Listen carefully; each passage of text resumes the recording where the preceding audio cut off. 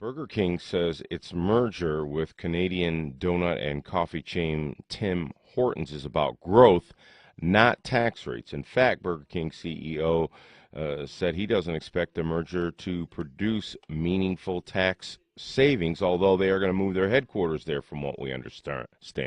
Let's learn a little bit more about this from Clark Hodges, who's a financial expert for 1320 WILS and Fox News Radio. He's a financial strategist, and he joins us this morning on McLaren Health Plan phone line. Clark, how are you? I'm good, Tony. How you doing? I'm doing very well. All right, Clark, is this about money? I think first and foremost, nobody does a deal like this when it's just about taxes. I think it's about making more money as a company, but it wasn't done solely for tax reasons, I don't think. How do companies shrink their taxes by leaving the United States? Well, right now, any profit that a company like Burger King would make internationally, it'll be double taxed. It'll be taxed in that country, and then it'll be taxed when it comes back home.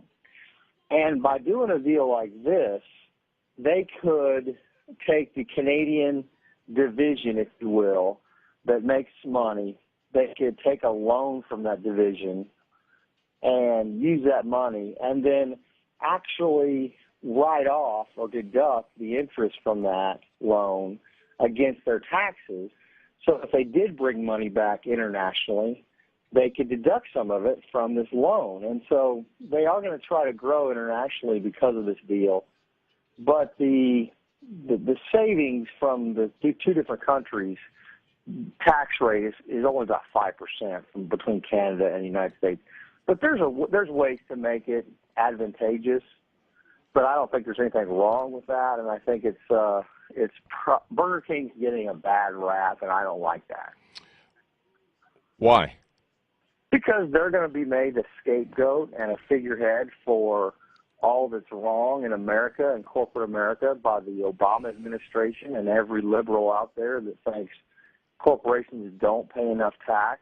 And the fact is that our tax rate for corporations is uncompetitive internationally.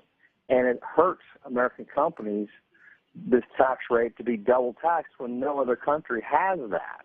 So it's not an even playing field. And what this administration doesn't understand is that if they could somehow figure a way to rewrite the tax or make it an even playing field, they'd get more tax revenue because then companies would go out and expand and hire more.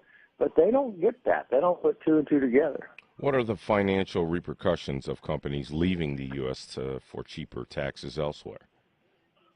I think the financial repercussions come with the press and the politicians who get on TV and say, don't go to Burger King, don't go to Burger King. You know, and probably the majority of Burger King stores are franchise-owned.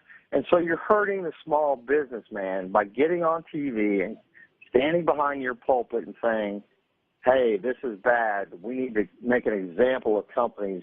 Just like when BP had the oil spill, we need to make an example of them. We need to take their company away from them.